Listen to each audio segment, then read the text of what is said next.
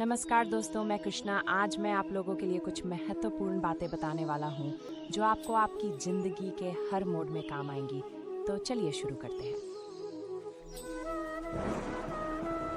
अगर आप सच्चे होने का ढोंग करेंगे तो आज नहीं तो कल बहुत नीचे गिरेंगे।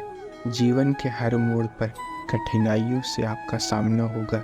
अगर आप उन कठिनाइयों से लड़ने के लिए मानसिक रूप से मजबूत होना चाहते हैं तो अपने दिमाग को प्रेरित करने वाले विचारों से सींचिए। जब तक हम अपने दर्द, गम और डर को हथियार नहीं बनाएंगे तब तक हम सिकंदर नहीं कहलाएंगे। यदि आप हारने की हिम्मत रखते हैं तो आप जीतने की कला बखूबी जानते हैं। तरक्की सिर्फ चाहने से नहीं, सही निर्णय और लगातार मेहनत करने से मिलती है।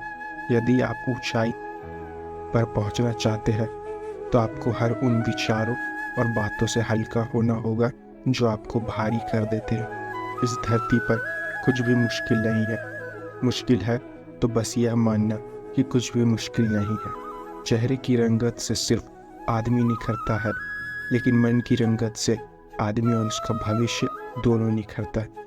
इसी को सफ़ेद झूठ बोलना कहते हैं। इसी सफ़ेद झूठ के चक्कर में लोग वह नहीं कर पाए जो वह कर सकते थे। हमेशा इस बात को याद रखिएगा कि जीवन की सबसे बड़ी खुशी उस काम को करने में है जिसे आपका दिल करने के लिए इजाज़त दे, वरना उस काम को हाथ मत लगाइए जिससे आपका दिल करना ही ना चाहे। अगर आपसे कोई कहे कि यह काम तुमसे नहीं हो सकता है तो उसका सीधा सीधा यही मतलब होता है कि इस काम को तुम्हारे सिवाय कोई और नहीं कर सकता। अगर आप किसी के एहसान तले नहीं रहना चाहते तो आप दिल और दिमाग से इतने मजबूत बनिए कि आपको कोई भी किसी तरह मुसीबत में ना ला सके। आप डटकर खड़े रहे तब तक जब तक मुसीबत टल ना जाए। खुद पर भरोसा और आत्मविश्वास बनाए रखिए। सारी कठिनाइयाँ अवसर में बदल जाएंगी। क्या आपने कभी इस बात पर गौर किया है कि अक्सर कठिन परिस्थितियों में जन्म लेती है? सर, अगर आप और उस आपके आसपास के लोग बहुत सुखी है तो वहाँ क्या कोई अवसर पैदा होगा? नहीं ना। तो आज से आप यह मान लीजिए कि हमारी और कठिनाइयों के बीच जो जंग होता है, इसी बीच कठिनाई के गर्व से अवसर पैदा होता है। यदि आपको इस बात से कोई फर्क नहीं पड़ता कि लोग आपके बारे में क्या सोचते हैं, तो लोगों को इस बात से भी फर्क नहीं पड़ता कि आप क्या करते हैं। इससे फर्क नहीं पड़ता कि आपके चेहरे की रंगत क्या है। फर्क तो इस बात से पड़ता है कि आपकी सोच की रंगत क्या है। आप समय ना होने का बहाना नहीं कर सकते, क्योंकि आपको भी तो वही 24 घंटे ही मिलते हैं, उतना ही जितना सफल और महान लोगों को मिलता है। समय का पहिया ये नहीं बताता कि धीरे चलो या तेज चलो। समय का पहिया कहता है मेरे साथ चलो और सफल बनो। यदि एक बार समय चला गया और आपने उसका सही उपयोग नहीं किया तो समझ लीजिए उसको बाद में बड़े अफसोस के साथ यह कहना पड़ेगा कि काश मैंने उस समय को बर्बाद ना किया होता तो आज मैं बहुत सफल होता। यदि एक बार समय चला जाता है तो फिर अफसोस के अलावा और कुछ बाकी नहीं रहता। समय आपकी ज़िंदगी का सबसे कीमती तोहफा है जो ईश्वर ने सभी को समान रूप से दिया है। अब यह आपके ऊपर है, क्या आप इसका उपयोग कैसे करते हैं।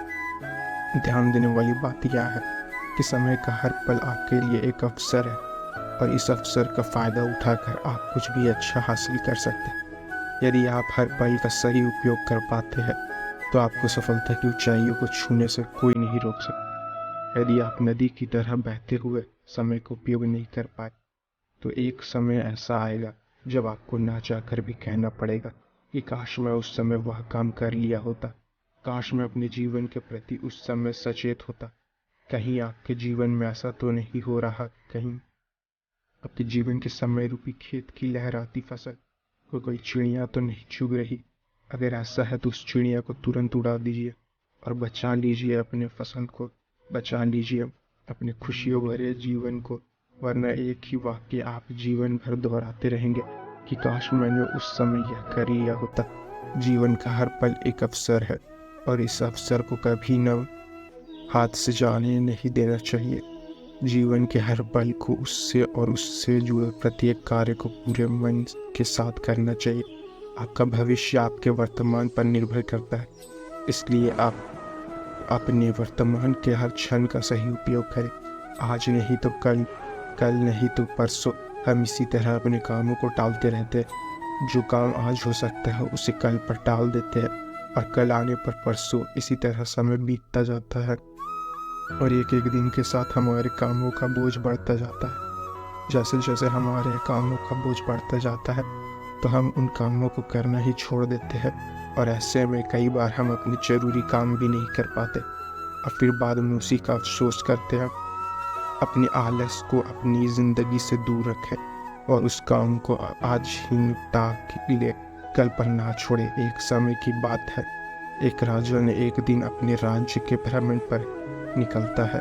कुछ दूर टहलते हुए जाता है कि उसे एक गरीब आदमी मिलता है। उसकी हालत बहुत ही खराब थी, फटे पुराने कपड़े और पूरा शरीर गंदगी में लिप्त था।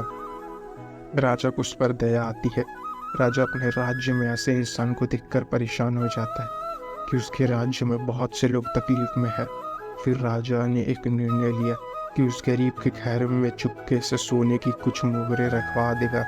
उस दिन जब रात होती है तो रात के अंधेरे में राजा अपने गुप्तचर को आदेश देता है कि जाओ उस गरीब के घर में सोने की 1000 मोहरें चुपके से रखाओ, और साथ ही में एक पत्र राजा देता है जिस पर लिखा होता है, मैं तुम्हारे राज्य का राजा हूँ, यह सोने की मोहरें तुम्हारे लिए है। राजा पत्र इसलिए रखवाता है गरीब आदमी इतने सोने के मोहरे देखकर परेशान न हो जाए। गुप्तचर सोने की मोहरे और राजा का पत्र उस गरीब के घर में चुपके से रख आता है। अब राजा मन ही मन खुश था। उसके राज्य में कोई भी गरीब नहीं है। कुछ दिन बीतता है। एक दिन अचानक से राजा को उस गरीब की याद आती है, तो राजा अपने गुप्तचर से उस गरीब का हालचाल पता करने को कहता है।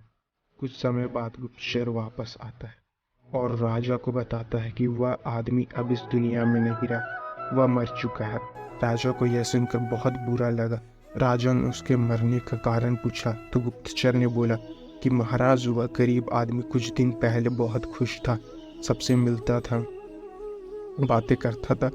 उसके अंदर काफ़ी बदलाव आ गया था। लोगों ने बताया कि वह अपने साथ एक पोटली लेकर घूमता रहता था। किसी को पोटली के बारे में कुछ नहीं बताता था, किसी को हाथ तक लगाने नहीं देता था। लेकिन महाराज, पास के राज्य में एक दिन किसी काम से गया था तो उसकी वह पोटली कुछ लुटेरों ने चुरा ली थी, जिसके बाद वह बहुत बेचैन रहने लगा, पागलों की तरह बातें करने लगा। लोगों ने बताया कि उसकी हालात पहले से भी खराब हो गई थी। पहले तो वह लोगों के बीच में बैठता था, बातें करता था, लेकिन जब से उसकी पोटली चोरी हुई तब से वह किसी को भी अपने पास नहीं आने देता, इसलिए कोई भी चाहकर उसकी मदद नहीं कर पा रहा था। गुप्तचर पूरी बात कहते हुए राजा के सामने वह पोटली पेश करता है जिसमें 800 सोने की मोहरें होती। राजा इन मोहरों को देखकर पहचान जाता है कि वह वही मोहरें थी जो राजा ने उस गरीब के घर में रखवाई थी, परंतु राजा ने तो 1000 मोहरें रखवाई थी, यह तो सिर्फ 800 है। राजा समझ जाता है कि वह गरीब आदमी 200 की पोटली को लेकर घूमा करता था, जिसके चोरी हो जाने के बाद वह सदमे में चला गया और आखिरकार उसकी मौत हो गई। मुझे पता है कि अब आप क्या सोच रहे हैं, यही ना कि गरीब आदमी पागल था, 800 मोहर बची थी, उससे अपना जीवन बेहतर बना सकता था, यही सोच रहे हैं ना आप। लेकिन अगर मैं यही सोने की मोहरें हटाकर उसे वक्त बोल दूं तो जो थोड़ा सा गया है लेकिन ज़्यादा आना अभी बाकी है। मैं इस कहानी के माध्यम से आपको यही समझाना चाहता था, जो खराब हो चुका है उसके बारे में सोचकर खुद को बर्बाद मत करो, जो बचा है उसे संवार लो। आशा करते हैं कि आप अपनी ज़िंदगी एक दिन जरूर संवार लेंगे। दोस्तों, इस वीडियो में बस इतना ही। मिलते हैं अगले वीडियो में। अपने ख्याल रखिएगा। जय श्री कृष्ण।